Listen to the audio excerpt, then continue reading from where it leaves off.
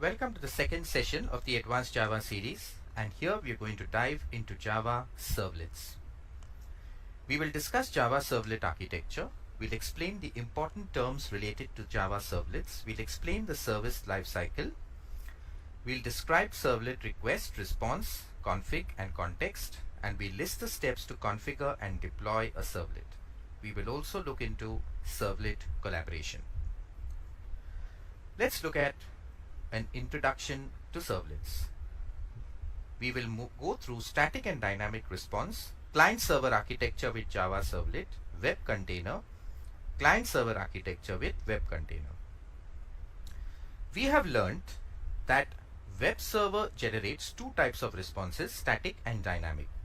However, a web server can generate static responses in the form of HTML. To generate dynamic response, a programming language that performs dynamic operations is needed. Servlet is a Java program that can perform dynamic operations and send it to web server.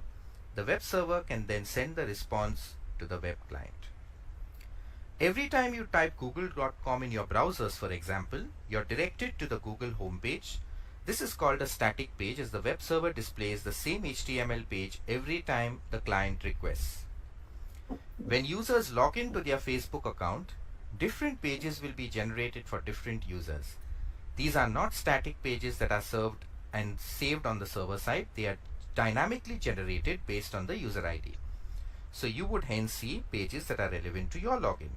And this requires multiple responses from the server called dynamic response, and hence we need servlets, which is programming capability on the server side to generate such dynamic content.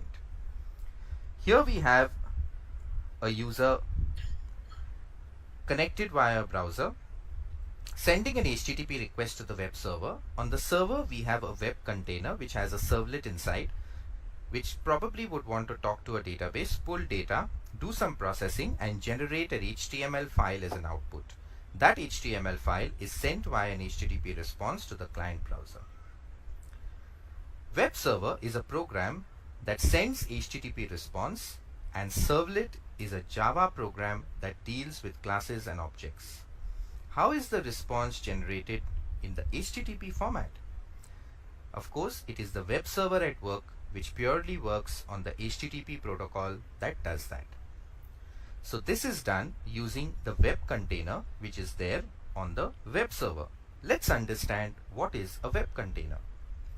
A web container is built on top of Java Enterprise Edition platform, and it implements the Servlet API and the services required to process HTTP and other TCP IP requests. Java servlets are components that must exist in a web container. Web container activates the servlet that matches the requested URL by calling the service method on an instance of servlet class. Activation of the service method for a given HTTP request is then handled in a separate thread within the web container protocol. Here we see the client-server architecture with web container. The life cycle of a servlet is controlled by the web container in which the servlet has been deployed. Here we see the client browser sending an HTTP request to the web server. The web server forwards the HTTP request to the web container. The web container further forwards the request to the servlet in the form of a request object. The servlet generates a response object which it sends back to the outer enclosing web container. The web container converts that into an equivalent HTTP response and sends it to the web server. The web server sends that HTML content via an HTTP response back to the client browser. Let's look at Servlet API interfaces and methods. The Servlet API contains a number of classes and interfaces that describe the contracts between a servlet class and the runtime environment provided for an instance by a confirming servlet container. Servlet API provides the following two packages that contain its classes and interfaces. We have the servlet javax.servlet package. These are classes and interfaces that define contracts between a servlet and the runtime environment provided for an instance of such a class by a confirming servlet container. Then we have Java x.servlet.http. These are classes and interfaces which define contracts between a servlet class running under the HTTP protocol and the runtime environment provided for an instance of such a class by a confirming servlet container. This largely is the ecosystem in terms of the set of functions, APIs, interfaces and classes available as part of the Servlet API. So first we have Java x.servlet.filterConfig, which passes information to a filter during initialization. We have Java x.servlet.requestDispatcher. This sends request and response objects to any source such as a servlet, HTML file or JSP file on the server. Moving to Java x.servlet.servlet, which defines methods that all servlets must implement. Servlet.servletConfig is a servlet configuration object used by a servlet container to pass information to a servlet during initialization.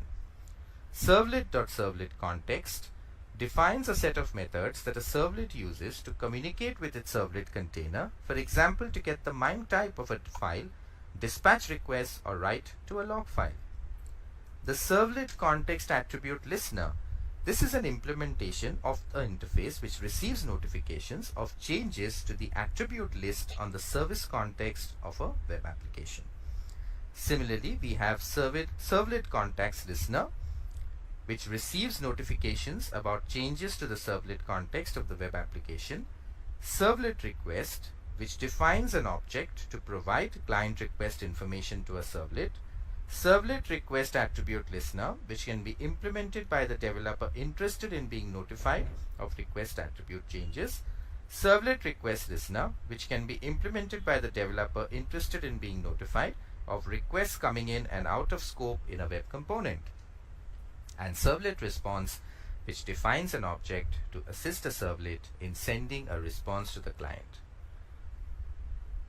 So all servlets must implement the servlet interface that defines lifecycle methods.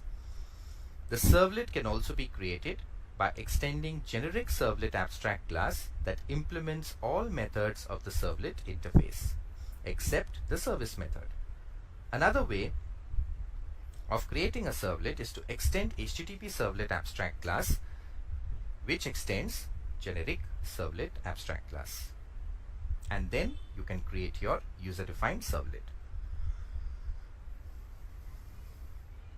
The servlet interface has 5 methods as part of it: init, service, destroy, get servlet info, and get servlet config. The init method is called by the servlet container to indicate to a servlet that it is being placed into service.